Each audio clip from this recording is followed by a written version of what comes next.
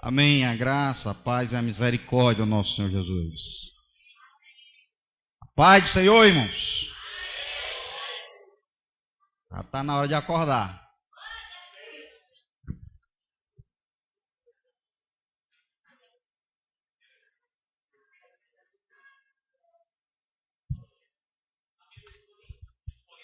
A escolinha das crianças. Criança de 3 a 12 anos, por favor.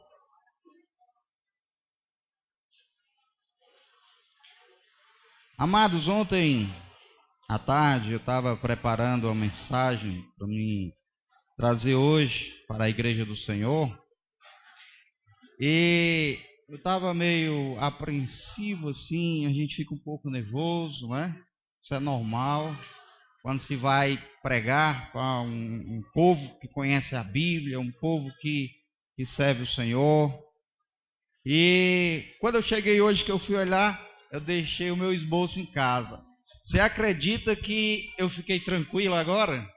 Porque eu sei que eu estou nas mãos do Senhor. Aleluia! E eu creio que Deus vai falar conosco aquilo que Ele quer e não o que eu queira. Vamos abrir nossas Bíblias no livro de Hebreus.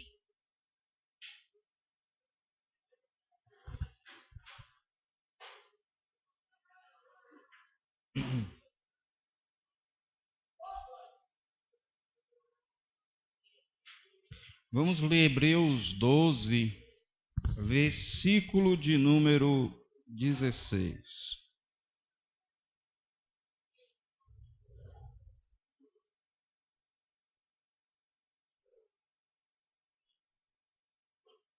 Diz assim: nem haja algum impuro ou profano como foi Esaú, o qual por um repasto vendeu o seu direito de primogenitura. Pois sabeis também que posteriormente, querendo herdar a bênção, foi rejeitado, pois não achou lugar de arrependimento, embora com lágrimas o tivesse buscado. Os irmãos, podeis sentar.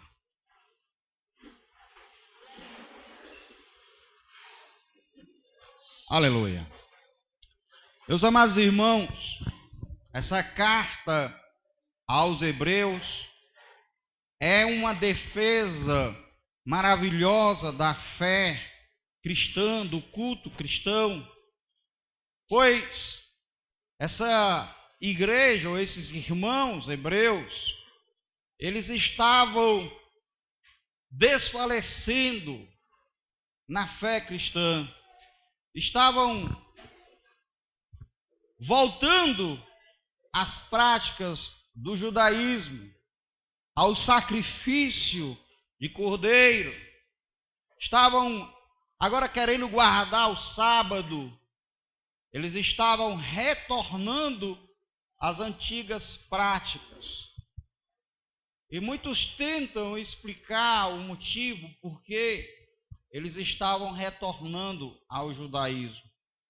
E muitos dizem que a cultura judaica, os ritos judaicos, eles eram tão impregnados na alma dos judeus, e desde criança que eles se entendiam e se apercebiam daquele culto, daquele rito que era praticado em Israel, que quando eles deixaram tudo aquilo e foram ao culto cristão, eles então perceberam ou sentiram o desejo de retornar às práticas, ou seja, aquilo que foi impregnado na alma deles.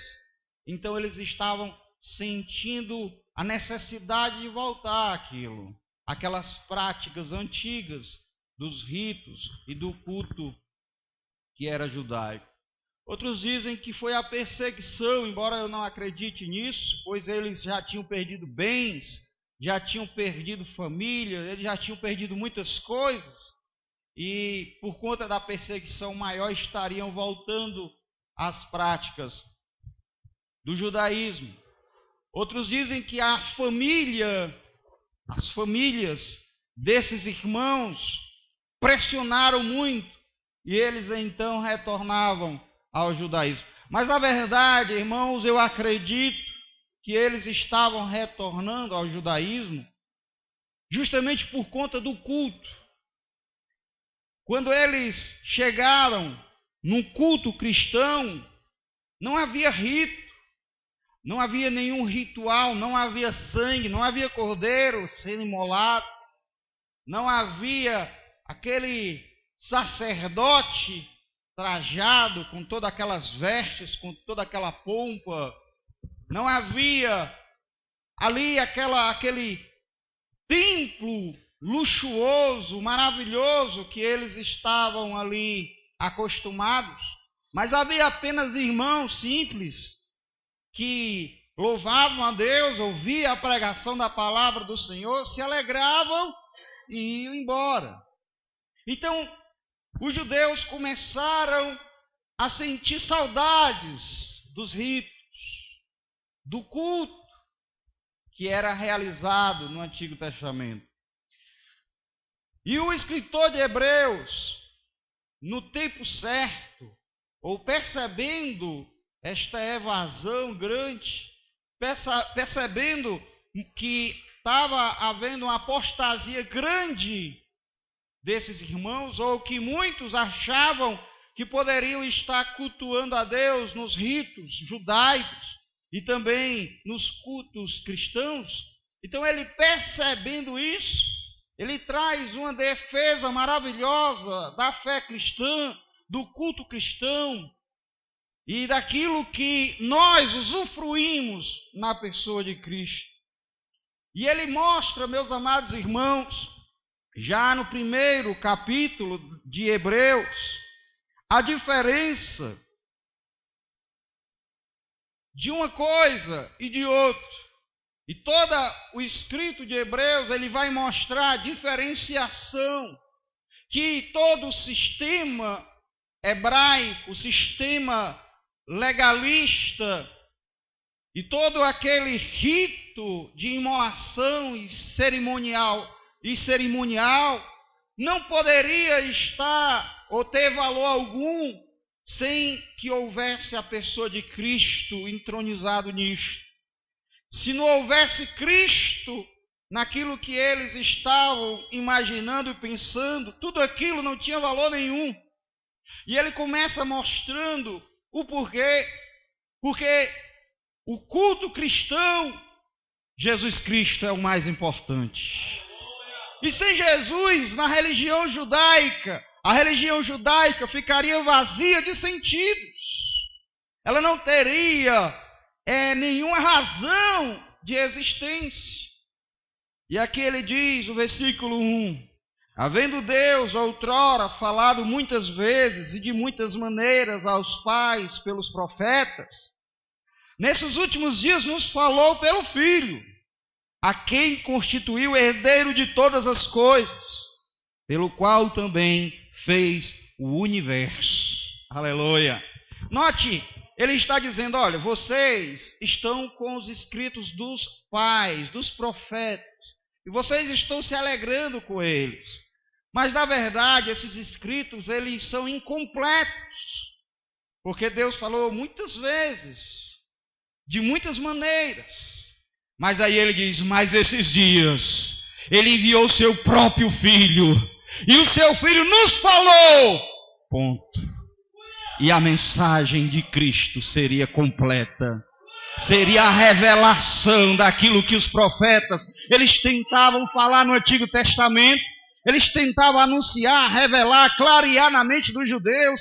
Tentavam ensinar o ABC da lei. Mas na verdade eles queriam apontar para Cristo. Eles queriam revelar o Cordeiro que tirava o pecado do mundo, que seria o representante de todos eles.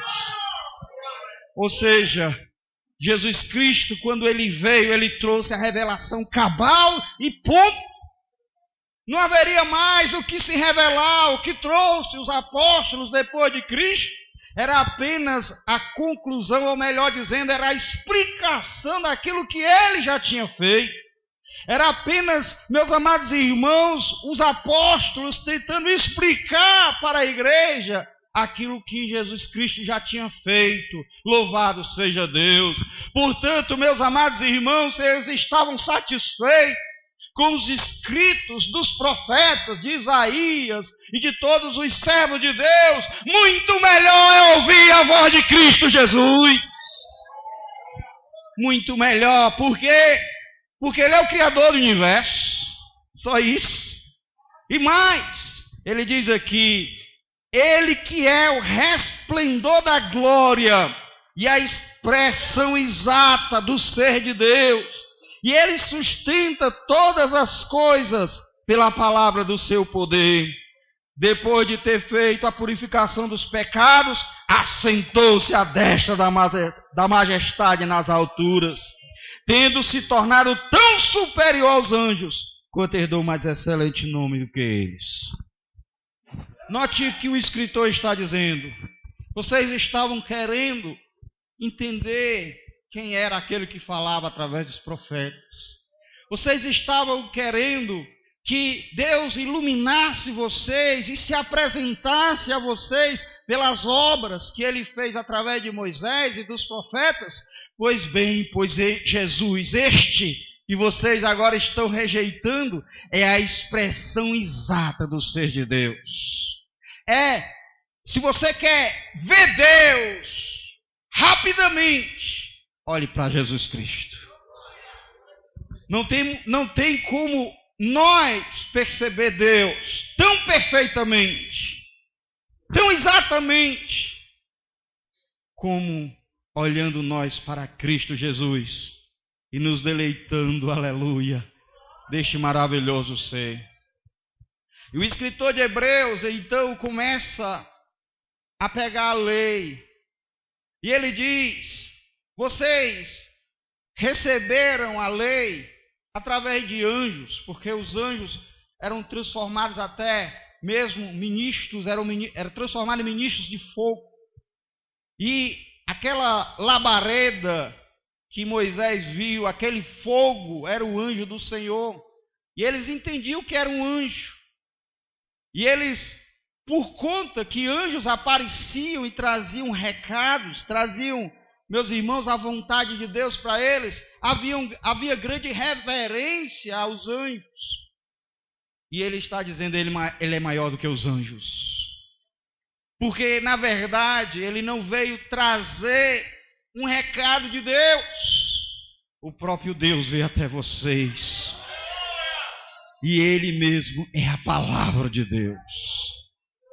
Meus amados irmãos, aqui no versículo de número 5, ele diz assim, pois qual dos anjos disse jamais, tu és meu filho, eu hoje te gerei. E outra vez, eu lhe serei por pai, ele me será filho. E novamente, ao introduzir o primogênito no mundo, diz, e todos os anjos de Deus o adorem. Ainda quanto aos anjos diz, aquele que a seus anjos faz ventos e a seus ministros labareira de fogo, mas acerca do Filho diz, o teu trono, ó Deus, é para todo sempre. Cetro de equidade, cetro do teu reino.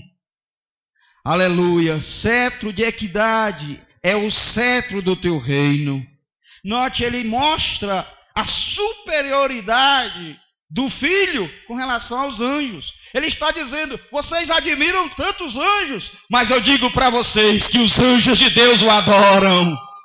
Aleluia! Quando Jesus nasceu, houve louvores, meus irmãos, ali legiões angelicais louvavam a Deus, porque Deus havia amado tanto ao homem, que de repente estava ali como uma criancinha, como um bebezinho, e eles ficaram tão maravilhados daquilo, pois eles adoravam a este Deus, a este Filho nos céus, cantando santo, santo, santo é o Senhor dos exércitos. E de repente eles que viu aquele ser tão glorioso no céu, estavam vendo ele como um bebezinho. Aí eles se admiraram e começaram a louvar o Senhor, louvado seja Deus. Começaram a adorar o Todo-Poderoso, o amor dele por esta criatura que é vil, mas que ele amou. E de repente estava lá como um representante nosso, como uma criancinha. Louvado seja Deus por isso. Meus irmãos, os judeus também, eles tinham uma admiração muito grande por Moisés. Moisés foi um servo de Deus. Mas o escritor de Hebreus, ele tenta mostrar para os irmãos que Jesus era maior do que Moisés. Ele diz aqui no versículo 3 do capítulo 3, ele diz: Jesus, todavia, tem sido considerado digno de tanto maior glória do que Moisés, quanto maior honra do que a casa tem aquele que a estabeleceu. Ou seja, maior do que o servo é o filho. Maior do que a casa é o Senhor da casa. Porque na sua casa, maior do que ela é você. E o escritor de Hebreus está dizendo no versículo 4: pois toda a casa é estabelecida por alguém, mas aquele que a estabeleceu todas as coisas é Deus. E Moisés era fiel em toda a casa de Deus, como servo, para testemunho das coisas que haviam de ser anunciadas. Cristo, porém, como filho em sua casa, a qual casa somos nós, se guardarmos firmes até o fim a ousadia e a exultação da esperança da glória. Ele está dizendo, maior do que o servo da casa é o filho. Então, maior do que Moisés é Jesus Cristo. Maior apreço vocês devem ter por Cristo do que por Moisés, porque Moisés era um servo de Cristo, aleluia! Louvado seja Deus! No capítulo de número 4, meus irmãos, ele vem falar do sábado, porque se fiavam no sábado. E como o irmão Jean falou ontem, Jesus é que é o verdadeiro sábado, porque eles não tiveram descanso, nem guardar o sábado e nem entrar na terra prometida, porque o próprio Josué disse: olha, existe outro dia que vocês têm que descansar, o descanso de Deus. Meus irmãos, o sábado que o crente tem que descansar é no descanso de Deus. E o descanso de Deus, meus amados irmãos, é a completude da sua obra. Quando ele terminou todas as coisas, a Bíblia diz: e viu Deus que tudo era bom, e descansou no sétimo dia. E viu Deus que tudo era bom na obra também da redenção. E temos que descansar na obra que Deus fez para que nós descansássemos, que é a obra do seu Filho Jesus. Descansando em Cristo, nós estaremos guardando o sábado. O sábado não o sábado dia, mas o sábado eterno. Porque o dia de descanso de Deus não é um dia de sol, mas é um dia eterno. Aleluia! A alegria em guardar o sábado, mas o sábado de Cristo, o sábado de Deus, que é o seu descanso, que deve ser o nosso também. No capítulo 5, ele mostra que a beleza do sacerdócio que era praticado ali em Israel era uma coisa finita, era uma coisa pequena. Porque aqueles sacerdotes, eles não eram perfeitos. E eles levavam sacrifício a Deus também imperfeito, que não poderia aprimorar, santificar ninguém. E esse sacerdote tanto oferecia o sacrifício pelo pecado deles, aliás, pelos pecados do povo, como também pelos seus próprios pecados. De modo que, quando este sacerdote morria, encerrava-se a sua obra. E era necessário que se levantasse outros sacerdotes para então pelejar pelo povo diante de Deus. E esse sacerdote, ele só podia entrar na presença do Todo-Poderoso uma vez por ano, aleluia. Mas, meus amados irmãos, ele contrasta com o sacerdote eterno que é Jesus Cristo. Ele diz assim no capítulo 5 a respeito desse sacerdócio. Versículo 1, porque todo sumo sacerdote, sendo tomado dentre os homens, é constituído nas coisas concernentes a Deus a favor dos homens, para oferecer tanto dons como sacrifícios pelos pecados. E é capaz de condoer-se dos ignorantes e dos que erram, pois também ele mesmo está rodeado de fraquezas. E por esta razão deve oferecer sacrifício pelos pecados, tanto do povo como de si mesmo. Ninguém pode tomar esta honra para si mesmo, senão quando chamado por Deus, como aconteceu com Arão. Ou seja, como é que os hebreus poderiam se fiar na obra sacerdotal se aquela obra era imperfeita, se ele era imperfeito, se o sacrifício era temporal, se não havia, louvado seja Deus, aperfeiçoamento, se não havia salvação, se não havia o perdão de fato dos pecados? Mas ele continuando, ele diz, versículo 5, assim também Cristo a si mesmo não se glorificou para se tornar sumo sacerdote, mas o glorificou aquele que disse, tu és o meu filho, eu hoje te gerei. Como em outro lugar também diz, tu és sacerdote para sempre, segundo a ordem de Melquisedeque. Louvado seja Deus. No versículo 15 do capítulo 7, ele diz assim, isto é ainda muito mais evidente quando a semelhança de Melquisedeque, que se levanta outro sacerdote, constituído não conforme a lei de mandamento carnal, mas segundo o poder de vida indissolúvel. Porquanto se testifica, tu és sacerdote para sempre, segundo a ordem de Melquisedeque.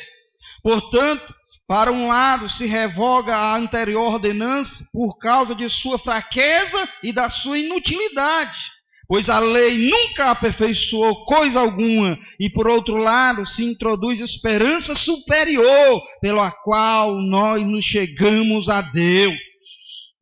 Ou seja, vocês estão aí se fiando em alguma coisa que era apenas representação, que era apenas ensinamento para algo superior que vinha. Esse sacerdote que atrai tanto vocês, que vocês acham tão belo, aquelas vestes, aqueles trajes, aquele rito. Eu vou dizer uma coisa para vocês.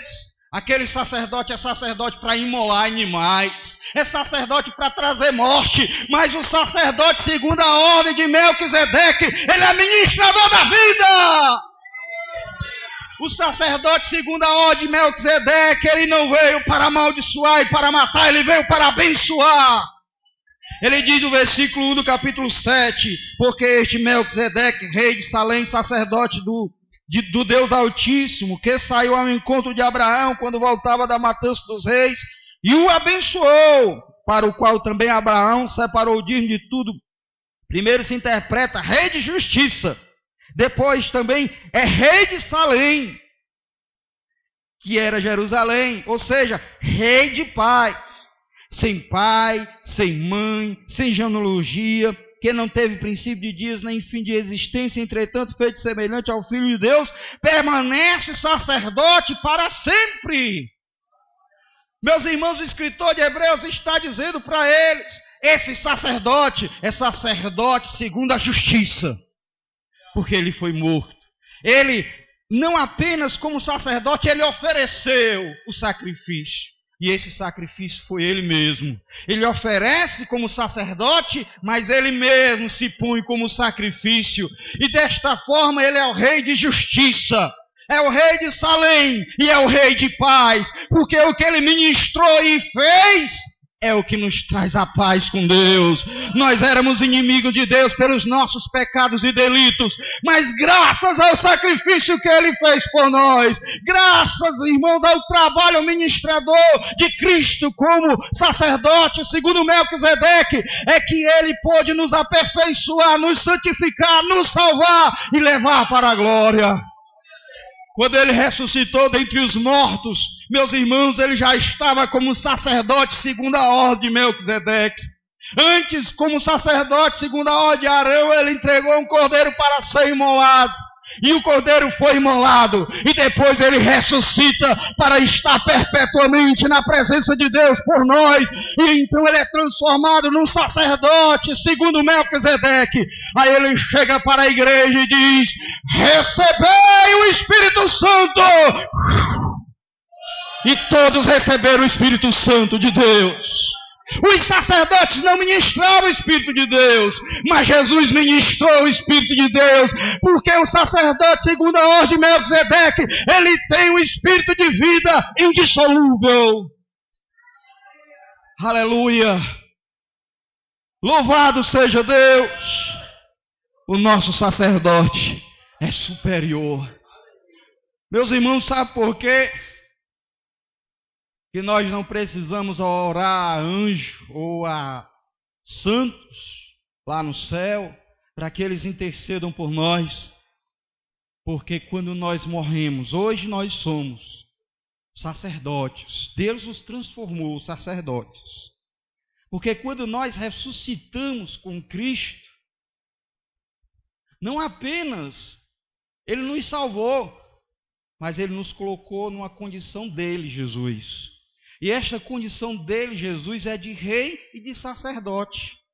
E lá no livro de Pedro, 1 Pedro 2, ele diz que nós fomos feitos reis e sacerdotes para Deus. Lá em Apocalipse 1,7, ele diz que nós somos reis e sacerdotes.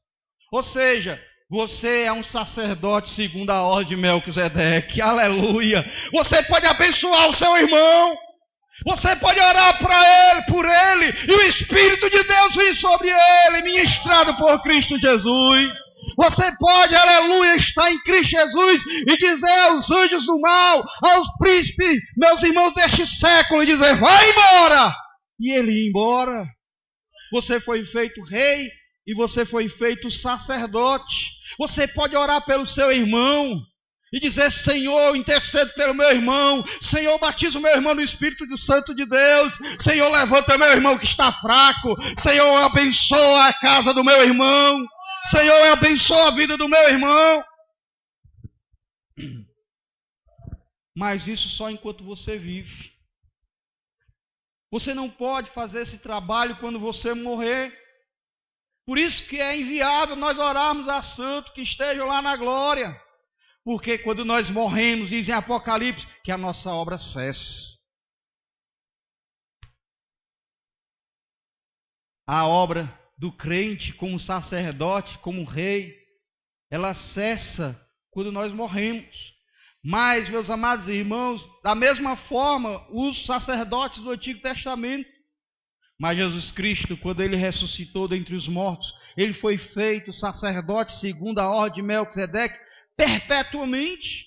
Ou seja, não é necessário se pôr outro sacerdote diante dele para pedir diante do Pai, porque, meus amados irmãos, só ele tomou o nosso lugar, só ele foi o nosso representante para morrer na cruz, aleluia, para levar sobre ele a nossa condição de perdido e de condenados e sofrer a penalidade disso.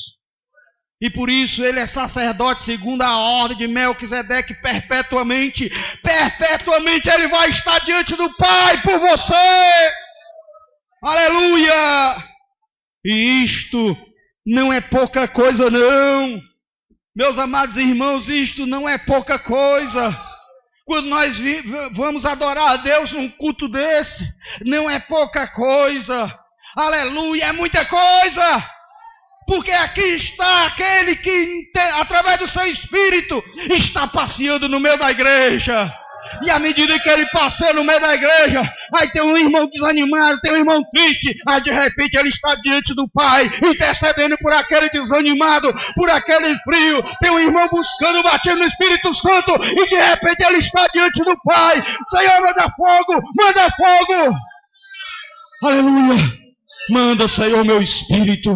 Manda teu Espírito, Senhor, porque a promessa foi dada a Joel, mas o cumprimento veio com ele. Ele enviou sobre nós o seu Espírito.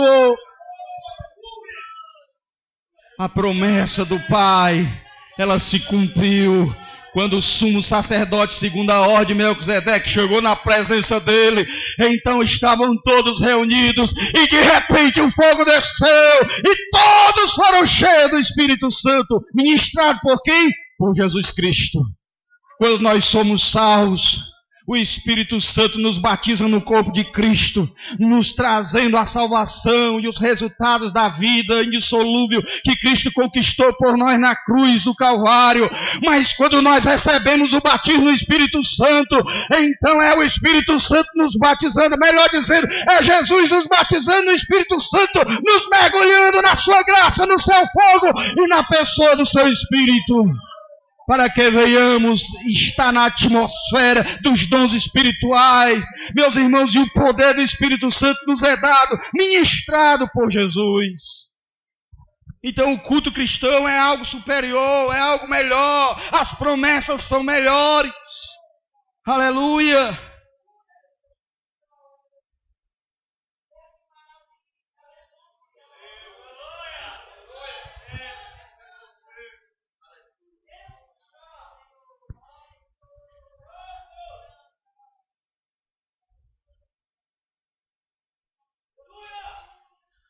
O versículo 6 do capítulo 8, ele diz assim: agora, com efeito, obteve Jesus ministério tão mais excelente, quanto ele é também mediador de uma superior aliança, instituído com base em superiores promessas. Porque se aquela primeira aliança tivesse sido sem defeito, de maneira alguma estaria sendo buscado lugar para uma outra aliança. Ou seja, ele está dizendo, a aliança do Antigo Testamento, Deus sempre foi fiel, mas vocês foram infiel. Mas essa nova aliança, que é entre o Pai e o Filho, ela é inquebrantável. O Pai, ele é fiel e tem provado isso. E o Filho foi obediente até a morte e morte de cruz. O Filho não quebrou a lei que o Pai estabeleceu para os homens, mas ao contrário, o Filho a cumpriu. O Filho a cumpriu. E esta lei então se tornou inquebrantável. Mas pela misericórdia de Deus e porque Jesus tomou o teu lugar na cruz, nós fomos enxertados, mergulhados nesta nova aliança. Aliança esta que nós não estamos mais debaixo da lei. Ele nos elevou a ela. Ele nos elevou à mesma altura da lei, de modo que não seja mais pesado, de modo que não é mais um fardo a lei moral, de modo que agora nós somos capazes de obedecê-la, não pela imposição, mas pela lei do amor. E a lei do amor é esta, que venhamos a amar Deus sobre todas as coisas, e a nós e ao próximo como a nós mesmos. Aleluia! Louvado seja Deus por isso. Louvado seja Deus, porque a aliança é superior. Porque aquele que morreu é superior. Porque o mediador é superior. Porque é o Filho de Deus, é superior aos anjos. Porque ele, como filho, é maior do que Moisés. Glória a Deus! E ele continua e diz, versículo 8, e de fato, aleluia, repreendeu-os dizendo, eis que vem dias, diz o Senhor, e firmarei nova aliança com a casa de Israel e conosco também, que fomos enxertados nesta videira. Aleluia. E com a casa de Judá. Versículo 9. Não segundo a aliança que fiz com seus pais, no dia em que os tomei pela mão para os conduzir até fora da terra do Egito, pois eles não continuaram na minha aliança, e eu não atentei para eles, diz o Senhor. Porque esta é a aliança que firmarei com a casa de Israel, depois daqueles dias, diz o Senhor. Na sua mente imprimirei as minhas leis, também sobre o seu coração as escreverei, e eu serei o seu Deus, e eles serão meu povo. E não ensinará jamais cada um ao seu próximo, nem cada um ao seu irmão, dizendo, conhece o Senhor? Porque todos me conhecerão, desde o menor deles até o maior, pois para com as suas iniquidades usarei de misericórdias. E dos seus pecados jamais me lembrarei. Quando ele diz nova, torna antiga, ou quando ele diz nova, torna antiquada a primeira. Ora, aquilo que se torna antiquado e envelhecido está prestes a desaparecer. A antiga aliança não conseguiu salvar ninguém. Servia apenas como um aio. Servia apenas como um guia. pegava na mão dos israelitas e dizia: eu vou levar vocês até o verdadeiro Cristo, até a verdadeira aliança. Meus irmãos, a antiga aliança era apenas uma seta que apontava para aquele que vinha para solucionar de uma vez por todas a vida do homem. Louvado seja Deus! Mas ele, o escritor de Hebreus, ele tenta advertir esses irmãos. Esses irmãos, em vez de mestres, ainda eram meninos. Muitos deles estavam voltando, estavam calcando o Filho de Deus. Muitos deles estavam abandonando a fé. E ele adverte. Capítulo 2, ele diz assim: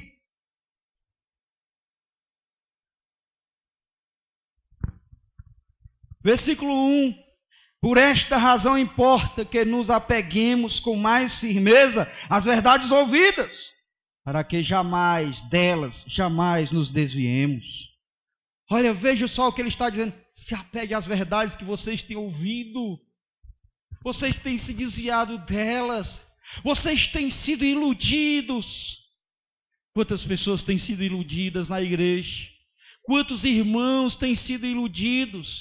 Meus irmãos, curso, formatura, vida financeira bem abastada, tudo isso é passageiro, tudo isso passa, a cultura passa. Meus amados irmãos, Davem, com todos os seus professores, vão tudo para o inferno, se não acreditarem em Jesus Cristo, se não se aperceberem do risco que estão correndo e recorrer a Cristo como Salvador. Meus irmãos, todos esses hereges vão para o inferno, todos esses ateus vão para o inferno, mas, meus amados irmãos, a promessa foi nos dada, o caminho foi nos apontado, a porta foi nos aberta, agora importa entrar por ela e caminhar para Sião.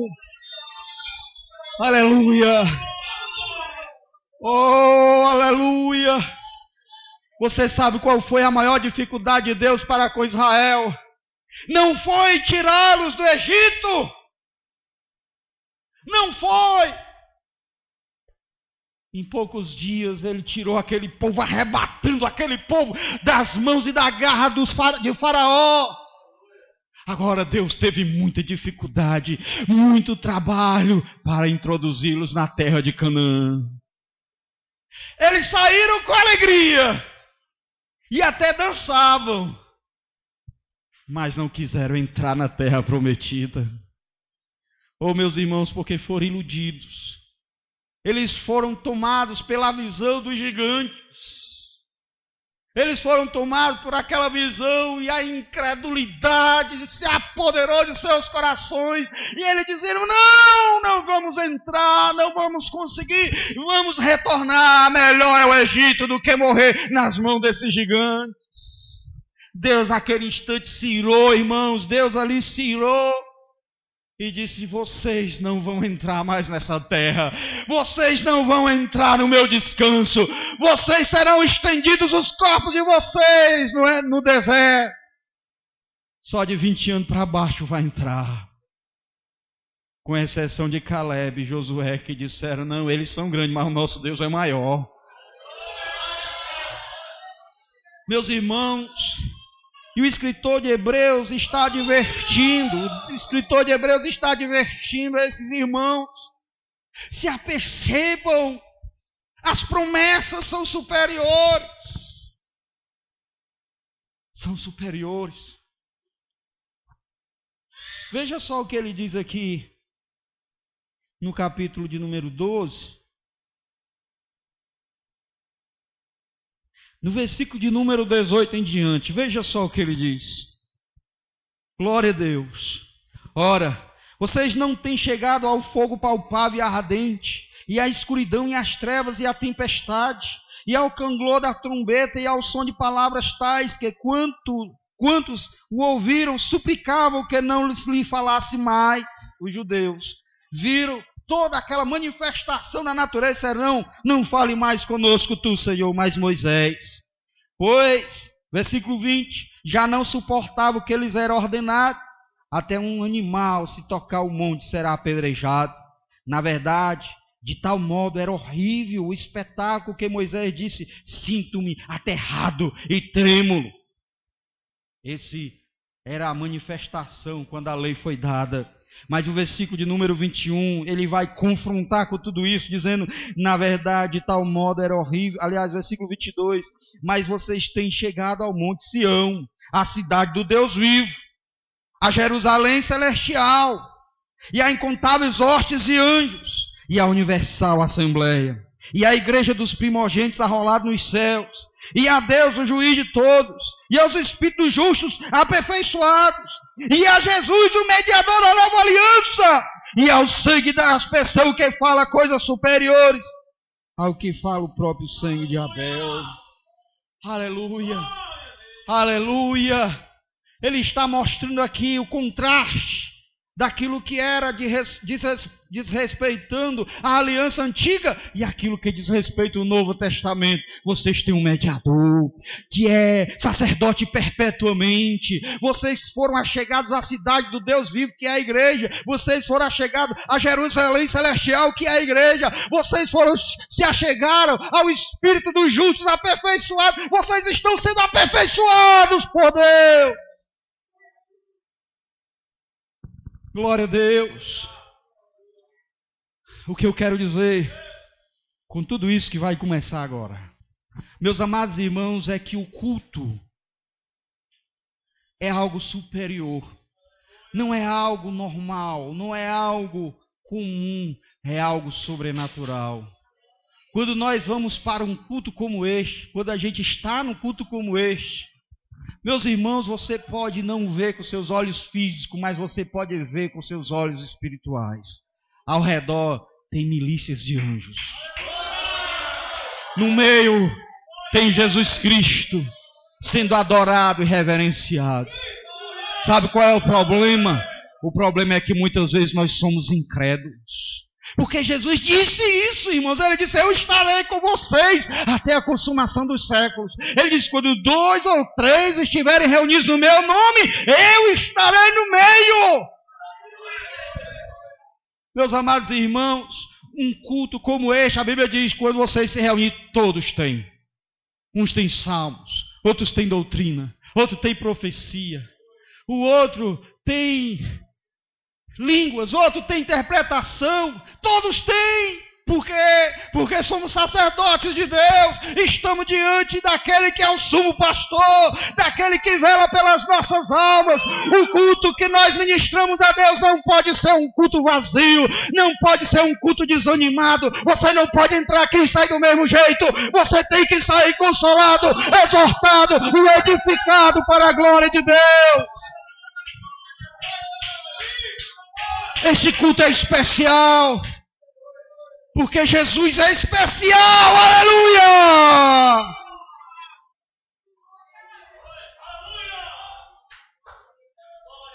O versículo que eu li, eu considero o mais forte. É esse o do capítulo 10, mas eu vou me ater a ele, onde diz assim: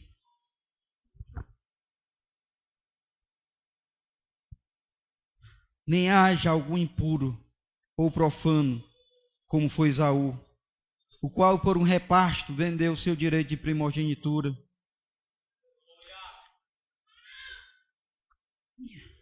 Vamos ler aqui em Gênesis.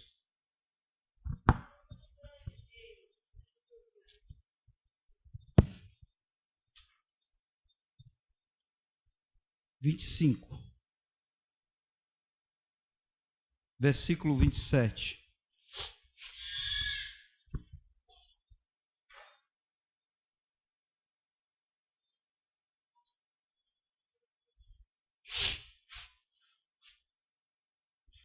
Amém? Diz assim. Versículo de número 27. Cresceram os meninos, no caso Esaú e Jacó. Cresceram os meninos. Esaú saiu perito, caçador, homem do campo. Jacó, porém, homem pacato, habitava em tendas. Isaque amava Esaú, porque se saboreava de sua caça. Rebeca, porém, amava a Jacó. Tinha Jacó feito um cozinhado, quando esmorecido veio do campo Esaú. Versículo 29. Tinha Jacó feito um cozinhado, quando esmorecido veio do campo Esaú. E lhe disse: peço-te que me deixes comer um pouco desse cozinhado, pois estou esmorecido. Daí chamasse Edom. Por que ele foi chamado de Edom? Porque ele estava com fome e esmorecido, mas não conseguiu se dominar naquilo. Por isso que hoje hedonista quer dizer aquele que dá vazão aos seus prazeres, né? Em detrimento às consequências, mas se aquilo dá prazer, então eu vou ter prazer. E isto é um hedonista que veio daqui. Versículo 31. Disse Jacó: vende-me primeiro o teu direito de primogenitura. Ele respondeu: estou a ponto de morrer. De que me aproveitará o direito de primogenitura? Então disse Jacó: jura-me primeiro. Ele jurou e vendeu o seu direito de primogenitura a Jacó. Deu, pois, Jacó a Esaú o pão e o cozinhado. Ele comeu e bebeu, levantou-se e saiu. Assim desprezou Esaú o seu direito de primogenitura. Meus amados irmãos, o direito de primogenitura trazia para o primogênito o direito de ser o principal da casa. Pai morrendo, ele é que tomava conta. Ele tinha direito o dobro da herança. E a bênção de Abraão, que dele viria o Cristo, o Salvador. Mas esse Esaú, ele achou melhor um prato de cozido do que tudo isso que lhe estava prometido, o que lhe continha no direito de primogenitura. Eu vou dizer uma coisa para os irmãos: o direito de primogenitura era dele, por isso ele vendeu. Era dele, pertencia a ele. Isso não podia ser mudado, mas ele desprezou isso. Eu acredito que Deus tenha amado a Jacó e aborrecido a Esaú por conta disso, que Deus já previa o que ia acontecer. Ele desprezou aquilo que era espiritual, ele tornou comum, a ponto de ele não fazer caso de algo tão especial. Depois ele percebeu o seu erro e ele tentou reaver o direito, mas aí já era tarde. É o que o escritor de Hebreus está dizendo. E o que o escritor de Hebreus está dizendo para os hebreus é justamente: olha, vocês estão tornando comum o culto. Vocês estão sendo profanos como Esaú. Vocês estão trocando aquilo que é espiritual por algo que é carnal. A lei, os profetas, a antiga aliança, o Antigo Testamento, não tem valor nenhum agora. Mas porque o culto que vocês têm, quando vocês vão para o templo, vocês se sentem tão bem, vocês têm tanto prazer naqueles ritos, que vocês estão desprezando aquilo que é espiritual, a bênção que vem de Abraão e chega até Jesus Cristo como o Senhor de tudo. Meus irmãos, o culto, ele não pode ser desprezado por você. O grupo familiar não pode ser desprezado por você. A ceia do Senhor, ela não é comum, não. Jesus está lá, como aquele que ministra o pão e o vinho, como aquele que é o anfitrião e que te chama, aleluia, para a ceia. O culto não é normal, sabe por quê? Parece que este culto é muito simples, não é? Mas não é. É potentoso. Esse culto é potentoso, é glorioso. Sabe por quê? Porque o culto cristão, além de ser glorioso no lugar em que nós estamos, ele continua. Quando a gente vai para a nossa casa, lá com os nossos filhos, lá com o nosso namorado, namorada, lá com o marido, com a mulher, lá no nosso trabalho, com o nosso vizinho, no meio da rua, em qualquer lugar, o culto continua! O culto continua! Quando você está ensinando, quando você está estudando, o culto a Deus deve continuar, porque, meus amados irmãos, em toda e qualquer circunstância, nós somos crentes e herdeiros do céu. Você é embaixador do céu, não é só aqui não. Você é embaixador do céu aonde você vai. Você é filho de Deus, não é só aqui não. Você não deve expulsar demônio, não é só aqui não. Aleluia! A cura não se resume só aqui não. Aonde você vai, a obra de Cristo ela tem que ser feita. Eu dizia num culto no Garrote,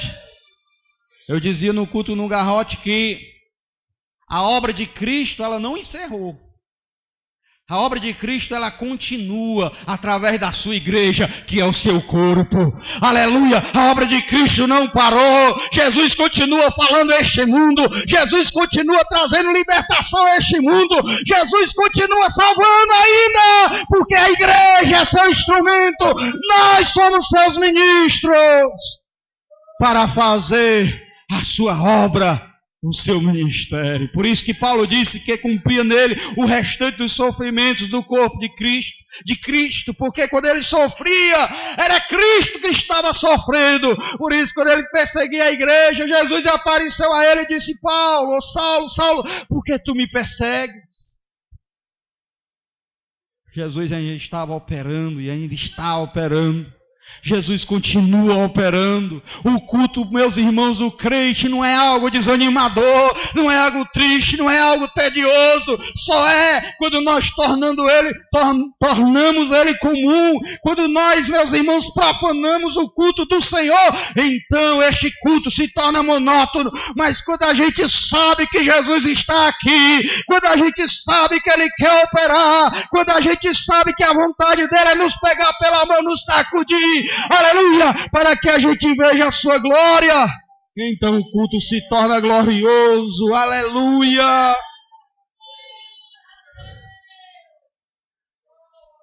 Muitas advertências para os hebreus. A salvação, irmãos, ela é incontestável, nós não podemos perder, mas a graça, ela pode ser resistida. Deus tem trabalhado na vida de muita gente aqui, mas há uma resistência tremenda a esta graça. Tem muita gente que abriu a porta do elevador, aí ele está olhando para o elevador e olha para trás, e de trás tem um ar impuro, né? Muito espaço. E ele olha, aí tem uma tela lá no elevador mostrando as glórias que estão no andar de cima. Mas ele olha e não vê nada. Aí a porta está aberta, querendo fechar. E ele fica lá na dúvida: eu subo ou fico? Muitos entram e quando chega lá não se arrepende. Quando chega lá vê a glória. Mas muitos com a porta aberta, escancarada, com o pé fora, olha para trás e diga: esse espaço aqui é muito comum, né? Não tem nada atraente aqui. Não está muito bom aqui não. Aqui é melhor. Muita gente, irmãos, que precisa entrar no elevador e deixar a porta fechar para ele subir para o andar de cima. Sabe por quê? Meus amados irmãos, o véu ele já foi rasgado de alto a baixo. O caminho já está aberto. Jesus disse: eu sou a porta. Quem passar por mim salvar-se-á. Meu irmão, não fique só admirando a porta não. Aleluia! Entre por ela! E você não vai se arrepender. Aleluia! Ah, pastor, eu estou desanimado, estou frio, estou capionga, estou triste. Meu irmão, olhe para Jesus, autor e consumador da nossa fé. Não desvie o olhar dele, olhe para ele firmemente. Não desvie o teu olhar de Cristo. Considere o que ele fez por você. Ele sofreu a oposição dos pecadores por ti. Ele padeceu por ti. Ele levou sobre ele as tuas mazelas. Os teus pecados já foram punidos nele. Considere isso. Aleluia. Desembarace-se do pecado. O pecado está te rodeando. O pecado está te cercando. Em todo lugar que você vai, você vê o pecado te cercando. O pecado é um embaraço. Aleluia. Fuja dele. Fuja dele. Não permita. A palavra de Deus que você tem ouvido é Deus falando contigo. É Deus comunicando a vontade dele para a tua vida. Mas você precisa se atentar a isto. Meus irmãos, esta igreja não é comum. A verdade que você tem ouvido não é comum. Ela é celestial. Os pastores que têm ministrado não são comuns, não são desprezíveis. Eles vêm do céu como presente para a tua vida. É o presente de Deus para a sua vida. Esta igreja, ela não é comum. Esta igreja é espiritual. É o corpo de Cristo aqui na terra. Aleluia! Ela não é comum. Você não é comum. Você é sobrenatural, porque você não é daqui. Aleluia. Você é do céu. Você não pode ter atitude como mundano, porque você não é mais mundano. Você tem que acordar e despertar, porque você é um filho da luz. Se arme com as armaduras do céu e comece a batalha, porque a batalha está renhida. A batalha está renhida. Vamos levantar, crente, para a glória de Deus. Aleluia! Louvado seja Deus! Pai querido e santo, nesse momento, Pai, eu te peço pela tua igreja. Eu te peço especialmente pelos frios, pelos desanimados, pelos que bloquearam já a consciência para não ouvir a tua voz. Ah, Senhor, que o martelo que esmiuça sapenha possa ter efeito nesta manhã, que a tua palavra como espada possa cortar, possa tirar o que não te agrada. Ah, meu Deus, em nome de Jesus, tira os Isaús daqui, aleluia, traz o José para cá, traz o Daniel para esta igreja, traz, Senhor, Isaías, traz Elias, que creio na tua palavra, que creio nas tuas promessas. Tira, Senhor, Isaú daqui. Oh Deus, em nome de Jesus. Em nome de Jesus, Pai. Abençoa este povo, Senhor. Faz com que os cultos desta igreja não sejam desanimados e frios, mas seja, Pai, culto celestial. Que Jesus, o maravilhoso ser, Pai, que Jesus, o teu Filho glorioso, ele seja evidenciado nesta igreja, ele seja compreendido, entendido, Pai, adorado. Aleluia! Não podemos, Senhor, desprezar o teu Filho. Não podemos, Senhor, desprezar a obra dele. Porque este culto, Pai, não tem sentido sem teu Filho. As nossas vidas não têm sentido sem Jesus. Esta igreja, ela não tem sentido sem as verdades a ela entregue por Jesus. Ah, meu Deus, em nome de Jesus. Tira o desânimo do meio da tua igreja. Eleva o teu povo, Senhor, a uma condição, ó Deus, onde ela, Pai, mostra para este mundo, ó Deus, que ela é sobrenatural. Deus, assim, Senhor, te agradeço, em nome de Jesus.